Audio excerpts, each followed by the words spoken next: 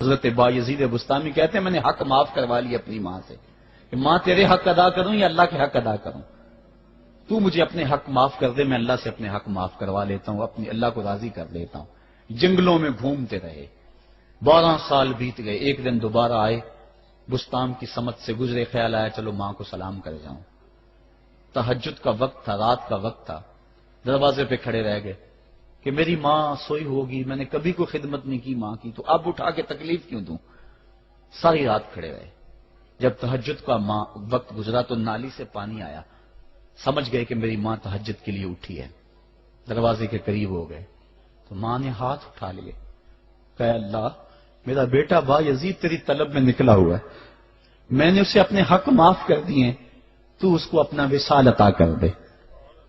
حضرت بایزید دروازہ کھٹکھٹانے لگے اور ماں کے قدموں میں لپٹ گئے اور رو کے کہنے لگے جس رب کو میں جنگلوں میں تلاش کرتا ہوں وہ تو رب میری ماں کے پاس ہے۔ تو ماں کی دعاؤں میں اللہ کی رضا ہے، ماں راضی ہو جائے تو سمجھ لو خدا راضی ہے۔ حکایت میں آتا ہے کہ حضرت بایزید بستامی رحمت اللہ علیہ ذکر الہی میں مصروف تھے، اچانک غیب سے آواز آئی کہ اے بایزید سامان کے بت خانے میں چلے جاؤ اور ان کی عید میں لباس سے راہبان پہن کر شامل ہو جاؤ۔ حضرت بایزید کہتے ہیں کہ اسے میں نے شیطان کی شرارت اور وسوسہ سمجھ کر جھٹلا دیا، لیکن بار بار یہی اشارہ کیا گیا، تو میں سامان کے بت خانے میں جا کر ان میں انہی کا لباس پہن کر بیٹھ گیا۔ لوگ جمع ہو رہے تھے، کچھ دیر بعد ان کا بڑا راہبان وہاں پہنچ گیا، سب لوگ اس کا باز سننے کے لیے ہمتن گوش تھے۔ بہت دیر تک وہ بڑا راہبان کچھ نہ بولا، تو ایک راہبان کھڑا ہوا اور اس نے بڑے راہبان سے سوال کیا کہ کیا ہم آپ کی حکمت بھری باتیں سننے کے لیے آئے ہیں، آپ کچھ کہتے کیوں نہیں ہیں؟ اب بڑے راہبان نے کہا کہ مجھے اس بات کا یقین ہے کہ تم میں لباس سے راہبان میں ہی ایک مسلمان موجود ہے اور وہ تمہارے مذہب کا امتحان لینے یہاں آیا ہے۔ لوگوں نے کہا کہ علی جاں آپ اشارہ فرمائیں، وہ کون ہے تو ہم اسے قتل کر دیں۔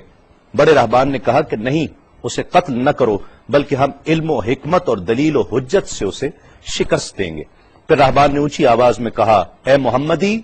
یعنی اے مسلمان، تجھے حضرت محمد صلی اللہ علیہ وآلہ وسلم کی قسم ہے، تم جہاں بھی ہو کھڑے ہو جاؤ تاکہ ہم سب تمہیں دیکھ سکیں۔ حضرت بایزید فرماتے ہیں کہ میں کھڑا ہو گیا، زبان پر ذکر الہی جاری تھا۔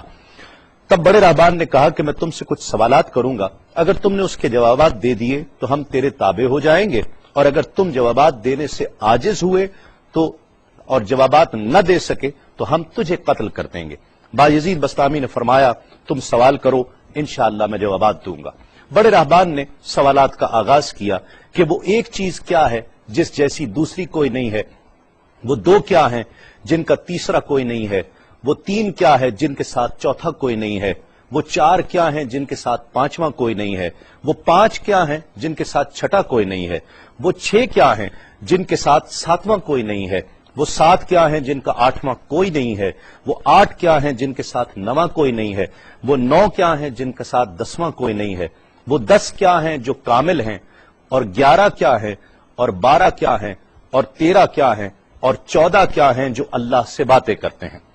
اور بتلاؤ کہ وہ کیا چیز ہے کہ جو بغیر روح کے دم لیتی ہے، اور وہ قبر کون سی ہے جو صاحب قبر کو لیے پھرتی ہے، اور وہ پانی کون سا ہے جو نہ آسمان سے آیا اور نہ زمین سے نکلا۔ اور بتاؤ وہ چار چیزیں کیا ہیں جو نہ جن ہیں، نہ آدمی، نہ فرشتہ، اور نہ وہ باپ کی پشت سے ہیں اور نہ ماں کے شکم سے ہیں۔ اور بتاؤ کہ سب سے اول زمین پر قتل کس نے کیا، اور بتاؤ التامیہ کیا ہے،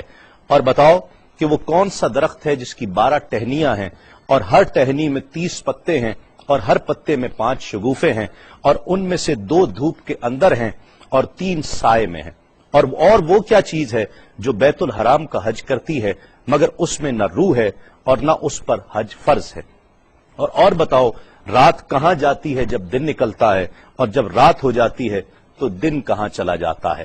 یہ سوالات کر کے راہبان خاموش ہو گیا۔ حضرت بایزید بستامی جو اب تک بڑے سکون اور تأمل کے ساتھ سوال سن رہے تھے، فرمایا سوالات ختم ہوئے یا اور بھی کوئی سوال ہے؟ راہبان نے کہا بس ان سوالات کے جوابات دو۔ حضرت بایزید بستامی فرماتے ہیں کہ اگر میں ان سوالات کے جوابات دے دوں تو کیا رسول اللہ صلی اللہ علیہ وآلہ وسلم پر ایمان لے آؤ گے؟ رہبان نے کہا کہ ہاں، اگر تم ان سوالات کے جوابات دے دو تو ہم سب مسلمان ہو جائیں گے۔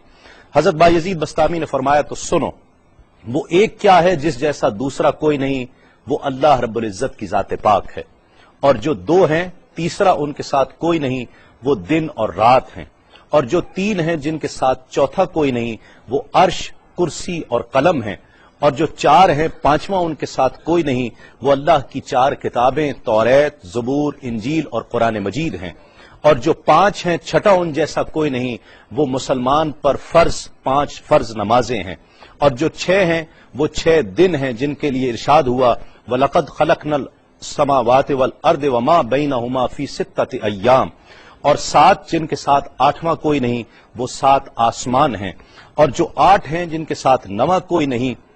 وہ عرش عظیم اٹھانے والے 8 فرشتے ہیں، اور جو 9 ہیں 10واں ان کے ساتھ کوئی نہیں، وہ 9 افراد کا گروہ ہے جنہوں نے زمین پر فساد کیا، جن کی اللہ نے قرآن مجید میں خبر دی ہے، اور جو 10 کاملہ ہیں وہ 10 فرائض ہیں جو مکہ معظمہ میں حاجیوں پر واجب ہیں جبکہ وہ حرم میں موجود ہوتے ہیں، اور 11 وہ حضرت یوسف علیہ السلام کے 11 بھائی ہیں جن کا تذکرہ قرآن مجید نے کیا ہے، اور 12 مہینے ہیں ایک سال کے، اور جو 13 ہیں وہ 13 حضرت یوسف علیہ السلام کے خواب ہیں، اور جو 14 ہیں وہ 14 جو رب سے کلام کرتے ہیں، وہ 7 آسمان اور 7 زمینیں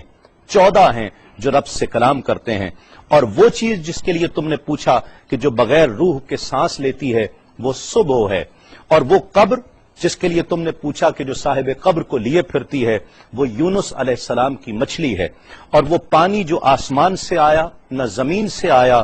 وہ شیشہ ہے جس میں بلقیس نے حضرت سلیمان علیہ السلام کے پاس گھوڑے کا پسینہ بھیجا تھا، اور وہ 4 جو نہ باپ کی پشت سے ہیں نہ ماں کے شکم سے ہیں، ان میں سے ایک حضرت اسماعیل علیہ السلام کی جگہ قربان ہونے والا دمبا ہے،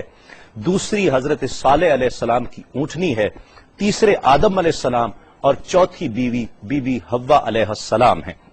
زمین پر پہلا قتل قابیل نے کیا، التامیہ قیامت کا دن ہے جس دن حساب و کتاب ہوگا، اور وہ درخت جس کے لیے تم نے پوچھا کہ جس کی 12 ٹہنیاں، ہر ٹہنی پہ 30 پتے، ہر پتے میں 5 شگوفے ہیں جن میں سے 2 دھوپ میں اور 3 سائے میں ہیں، وہ 1 سال ہے جس کے 12 مہینے ہیں، ہر مہینے میں 30 دن ہیں، 5 شگوفے 5 نمازیں ہیں، اور وہ 2 دھوپ میں ہیں 3 سائے میں ہیں، اور وہ جو چیز جس کے لیے تم نے کہا کہ طواف کرتی ہے کعبے کا، نہ اس میں روح ہے نہ اس پر حج فرض ہے، وہ نوح علیہ السلام کی کشتی ہے،